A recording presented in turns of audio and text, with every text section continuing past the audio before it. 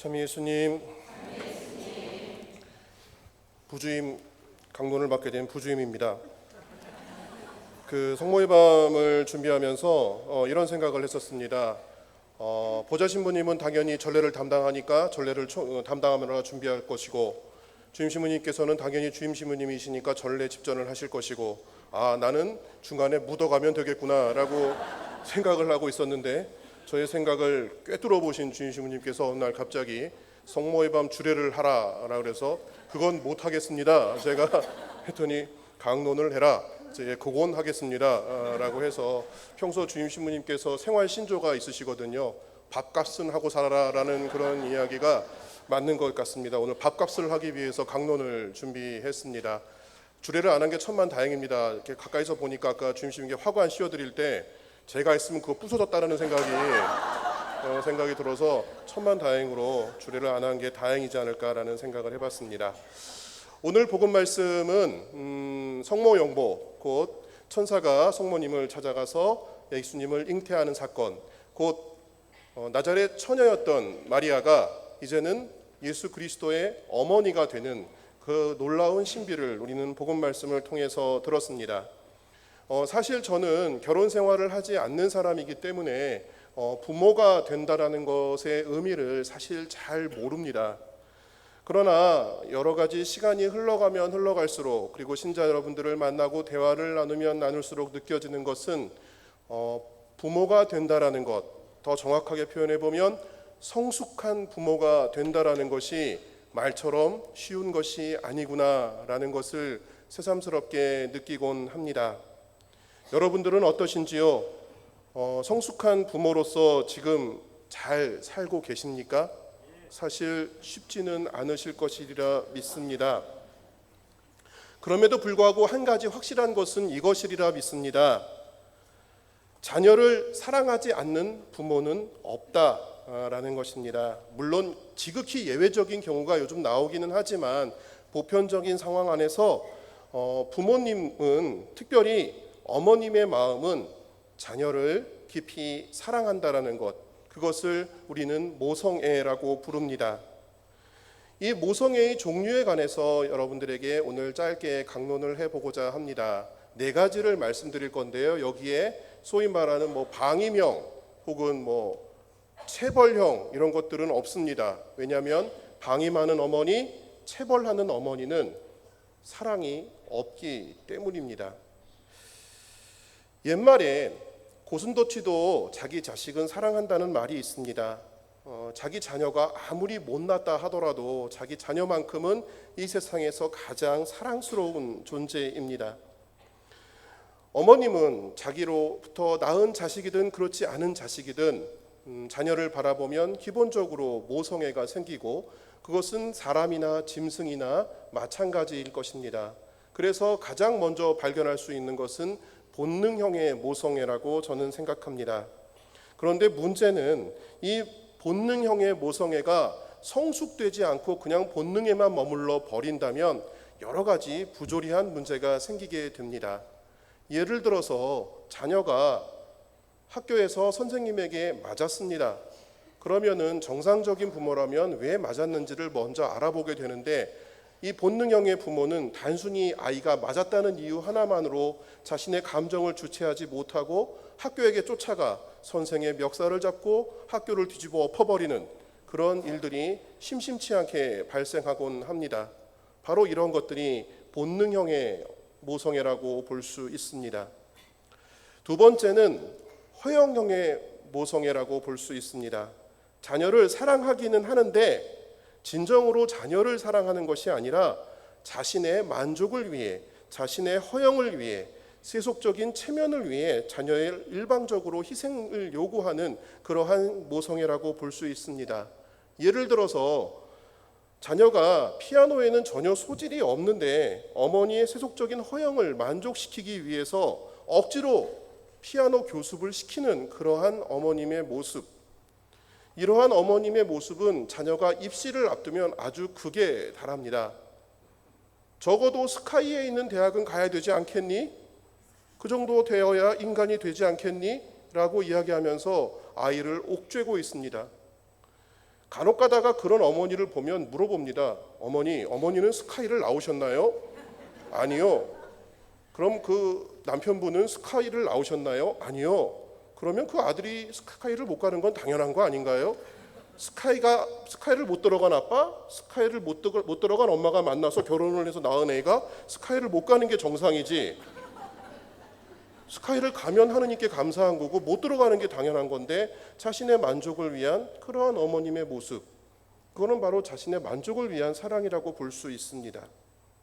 세 번째 모성애는 자각형의 모성애라고 합니다. 이 모성애는 어머니의 진지한 자각과 반성을 통해서 자녀들의 개성과 능력을 살려 자녀들을 진정으로 사랑하는 그러한 모성애라고 할 수 있습니다.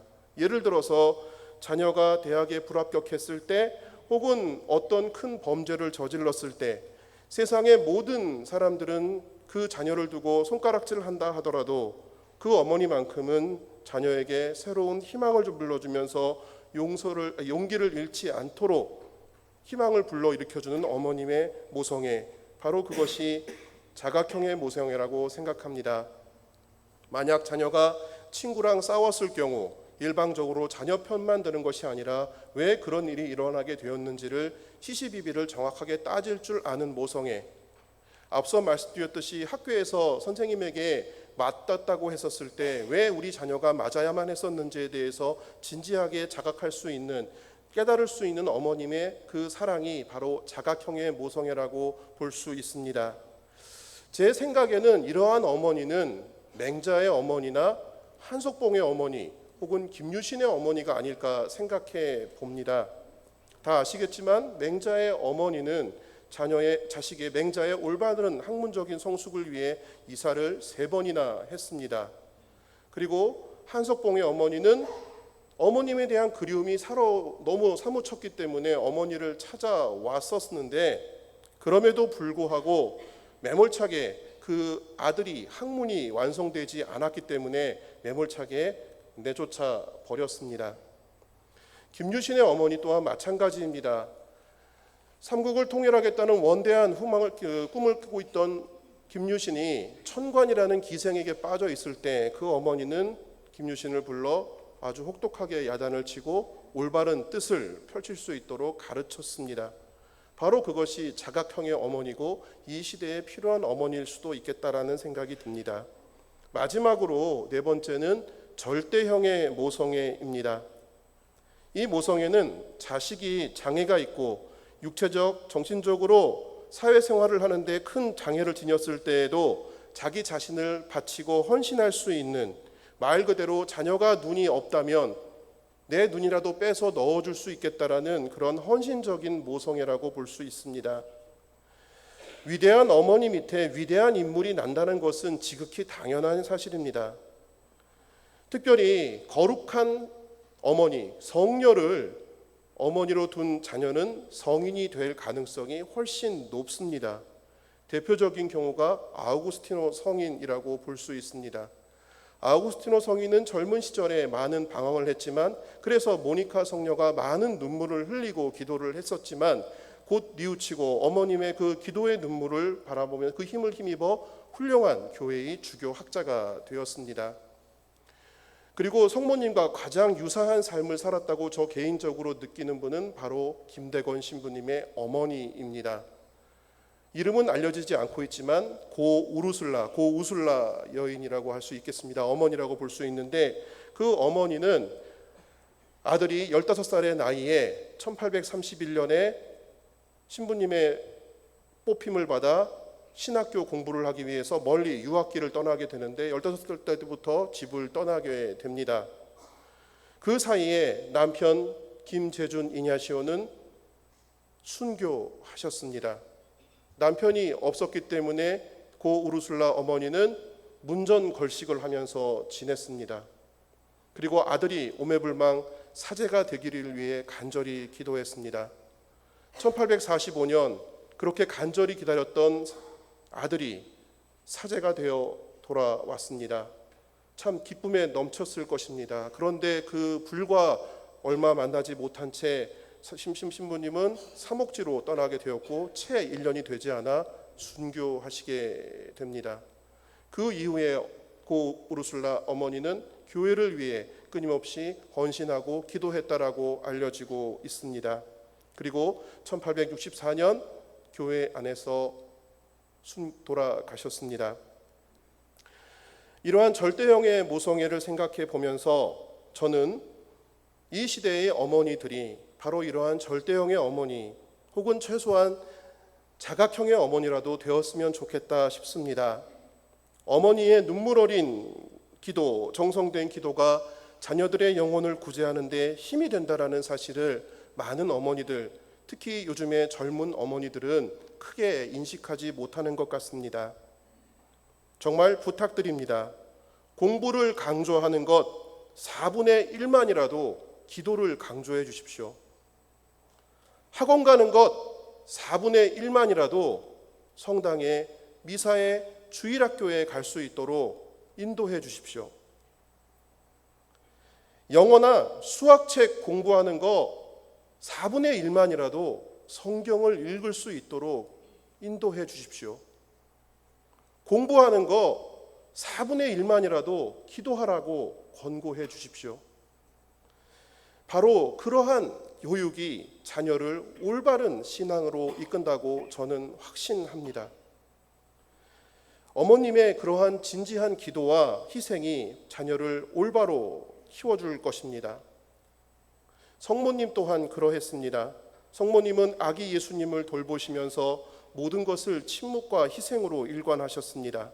아울러 성모님은 아들이 골고타 죽음의 길을 가는 것을 보면서 극심한 고통을 당하셨지만 그 이후 초대 교회를 돌보시면서 우리의 어머니가 되셨습니다. 성모님은 항상 성경 말씀대로 하느님의 뜻을 곰곰이 생각하고 예수님에 관한 그 모든 일을 마음속에 간직하셨습니다. 어찌 보면 성모님은 이 시대의 모든 어머님들의 귀감이라고 저는 생각합니다. 절대형의 모성애를 간직하신 분으로서 어머니의 귀감이 되십니다. 그리고 평생 동정이시라는 그 가르침 안에 젊은 여성들의 귀감이 된다고 저는 생각합니다. 오늘날 성에 관해서 참으로 무분별한 개방의식이 우리 안에 자리 잡고 있습니다. 제가 예전에 학교에서 강의를 할 때 많은 대학생들이 이런 이야기를 했습니다. 사랑한다면 결혼 전에도 얼마든지 성관계를 가질 수 있는 것 아닌가요? 정말 사랑한다면 그것을 지켜주는 게 더 큰 사랑이 아닐까 그들에게 항상 되짚어 물었습니다. 정말 중요한 것은 성모님의 평생 동정이 정말 가능하냐 가능하지 않느냐라는 것을 따지기보다는 하느님 앞에 온전히 바쳐진 존재로 살아가셨던 그러한 모습을 우리가 기억해야 한다라는 것입니다. 아름답고 은혜로운 밤을 보내고 있는 이 자리에서 우리 모두가 성모님을 바라보았습니다. 우리의 아름다우신 성모님은 외적으로만 아름다운 것이 아니라 내적으로 아름다우셨던 분이셨습니다. 성모님의 저 외적인 아름다움에 도취되지 말고 성모님의 그 내적인 아름다움을 우리 모두가 특별히 마음에 새겨 보았으면 좋겠습니다. 그 성모님의 내적인 아름다움을 통해서 우리 모두가 로사리오 장미꽃을 봉헌하고 그 안에서 우리 모두가 참된 성모님, 참된 신앙인의 길을 걸어갈 수 있기를 기도합니다. 아멘.